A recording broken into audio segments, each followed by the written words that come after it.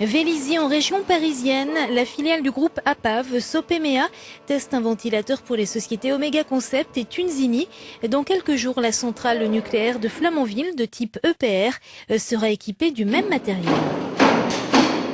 Le laboratoire reproduit des secousses sismiques, des tests de sécurité importants pour ces ventilateurs. Une quinzaine d'entre eux serviront à climatiser la centrale et surtout maintenir un confinement entre les locaux en cas d'incident. Il faut démontrer que les organes de sécurité peuvent fonctionner pour certains pendant et après une secousse sismique. Cet essai de séisme se passe donc conformément aux autres essais pour EDF, avec une partie recherche de fréquence de résonance en première partie et des essais après de vibrations selon 2 niveaux de séisme. 2 vérins hydrauliques de 30 tonnes chacun reproduisent les chocs sismiques. Pendant et après la phase de test, des techniciens contrôlent les performances du ventilateur. Les essais durent 3 jours. Ils interviennent après 2 jours de montage.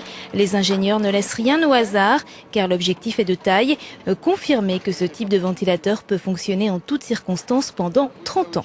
Ce matériel présente plusieurs particularités. La première serait la dimension du ventilateur, puisqu'il est monté directement sur la table de 3 mètres par 3 mètres et qu'il mesure à peu près un peu plus de 2 mètres.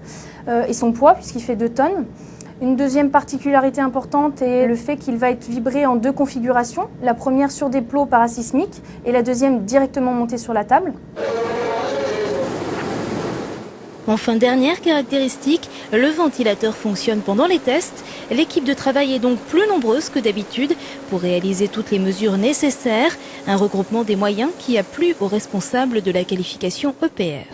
Nous avons été amenés à travailler avec Sopemea pour des raisons d'implantation géographique d'abord, puisqu'ils ne sont pas très loin de nos sièges.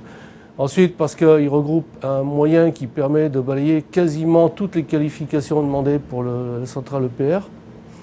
Et petit à petit, après, c'est créer un lien de partenariat entre les différents intervenants. Derniers essais et ultimes réglages avant la remise des rapports rédigés par le technicien, contrôlés, validés par l'ingénieur d'essai et relus par le chef de projet. Grâce au test, une quinzaine de ventilateurs du même type attendent de prendre la route direction Flamanville.